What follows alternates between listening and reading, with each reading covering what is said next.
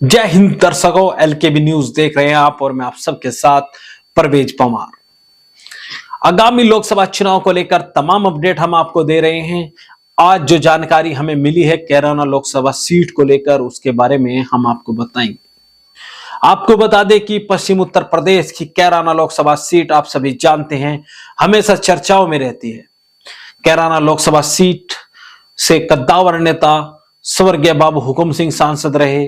कद्दावर नेता चौधरी मुनव्वर हसन की पत्नी तबस्सुम हसन 2 बार सांसद रही प्रिसिमन के बाद। इसके बाद प्रदीप चौधरी वर्तमान समय में भारतीय जनता पार्टी के सांसद हैं। भारतीय जनता पार्टी को लेकर खबर आ रही है कि भारतीय जनता पार्टी ने कैराना संसदीय सीट से दावेदारों के नाम मांगे हैं। मिली जानकारी के अनुसार कई दावेदार भारतीय जनता पार्टी में गुर्जर समाज से बताए जा रहे हैं। राजनीतिक जानकारों की माने तो अभी भारतीय जनता पार्टी की ओर से दावेदारी जो मांगी गई है उसमें गुर्जर समाज के 6 नेताओं ने कैराना संसदीय सीट पर अपनी दावेदारी पेश की है। ऐसी जानकारी राजनीतिक जानकारों से हमें मिली है। हालांकि भारतीय जनता पार्टी के शामली जिला अध्यक्ष डॉक्टर तेजेंद्र निर्वाल जो पूर्व विधायक भी रहे हैं, उनके द्वारा बताया गया है कि 4-5 नाम हैं जिन्होंने दावेदारी कैराना लोकसभा सीट से की है। अब इसमें कुछ जातीय पैंच भी फंस रहे हैं, उसके बारे में भी हम आपसे विस्तार से चर्चा करेंगे।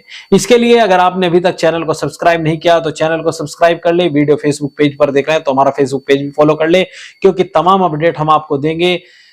तो कैराना लोकसभा सीट पर राजनीतिक जानकारों की माने तो 6 गुर्जर नेता दावेदारी कर रहे हैं, जिनमें सबसे पहला नाम कैराना सांसद प्रदीप चौधरी का है जो गुर्जर समाज से आते हैं।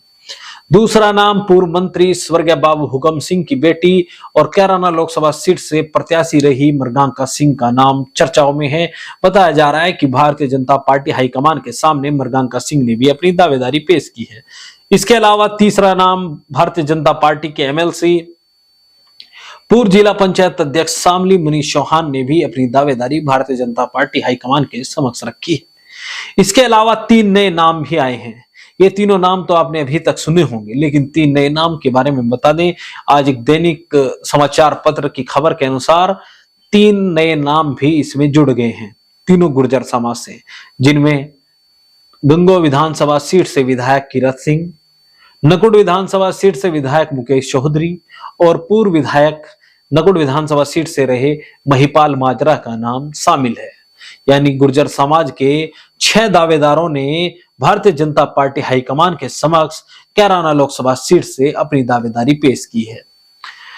भारतीय जनता पार्टी के शामली जिला अध्यक्ष ने हालांकि आधिकारिक रूप से इन नामों को नहीं बताया कि किन्होंने उनकी दावेदारी की है, लेकिन उन्होंने बताया कि भारतीय जनता पार्टी की ओर से कैराना संसदीय सीट पर 4 से 5 दावेदार हैं।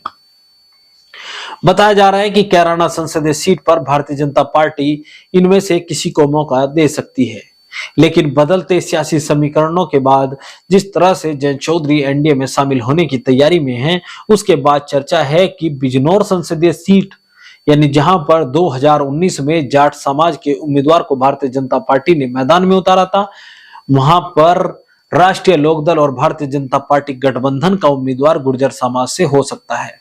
जिसके बाद चर्चाएं हैं कि कैराना लोकसभा सीट पर भारतीय जनता पार्टी गुर्जर समाज के बजाय जाट समाज का उम्मीदवार उतार सकती है। इसमें नाम भी सामने आ रहे हैं। चर्चा है कि मोहित बेनीवाल का नाम भी चर्चाओं में है कि जो भारतीय जनता पार्टी के पश्चिम क्षेत्र के अध्यक्ष रहे हैं मोहित बेनीवाल, वह भी यहां से दावेदारी कर रहे हैं। इस तरह की जानकारी भी सूत्रों से मिल रही है। इसमें कितनी सच्चाई है, यह तो जब भारतीय जनता पार्टी आधिकारिक रूप से अपने उम्मीदवारों का ऐलान करेगी तभी क्लियर हो पाएगा। लेकिन राजनीतिक जानकारों की माने तो भारतीय जनता पार्टी अगर बिजनौर में गुर्जर उम्मीदवार उतारती है तो जाट उम्मीदवार कैराना संसदीय सीट पर उतार सकती है। इस तरह की चर्चाएं हैं। हालांकि अभी आधिकारिक रूप से कोई ऐलान नहीं हुआ, आप सभी जानते हैं। अगर भारतीय जनता पार्टी यहां पर जाट उम्मीदवार उतारती है और जाट समीकरणों को साधने के लिए कैराना संसदीय सीट पर जाट उम्मीदवार उतारती है तो क्या राजनीतिक बदलाव होगा? आप भी अपनी राय कमेंट बॉक्स में रखें। तो जिस तरह से चर्चाएं है कि बिजनौर में जाट समाज के स्थान पर भारतीय जनता पार्टी गुर्जर उम्मीदवार को उतार सकती है, तो क्या कैराना पर भारतीय जनता पार्टी जाट उम्मीदवार उतार सकती है? इसके पीछे वजह बताई जा रही है कि कैराना संसदीय सीट पर पिछले वर्ष सम्राट मिहिर भोज को लेकर गुर्जर समाज द्वारा यात्रा निकाली गई थी, जिसके बाद कहीं ना कहीं गुर्जर और राजपूत समाज में खाई पैदा हो गई थी। आप देख रहे होंगे सोशल मीडिया पर लगातार राजपूत समाज के लोग भी विरोध कर रहे हैं कि यहां से गुर्जर प्रत्याशी हमें स्वीकार नहीं है। आपको बता दें क्योंकि इसी संसदीय सीट पर वह यात्रा निकली थी और जिसमें भारतीय जनता पार्टी के जो सांसद हैं प्रदीप चौधरी, उनके बेटे अंशुमन चौधरी शामिल हुए थे। इसके अलावा कई और भारतीय जनता पार्टी के नेता भी शामिल हुए थे, डायरेक्टली नहीं लेकिन उनके परिवार के सदस्य इसमें शामिल हुए थे। तो इसको लेकर राजपूत समाज लगातार विरोध कर रहा है। ये दूसरी समस्या यह भी है कि गुर्जर समाज के उम्मीदवार का विरोध राजपूत समाज के अलावा सैनी समाज भी इस सीट पर कर रहा है।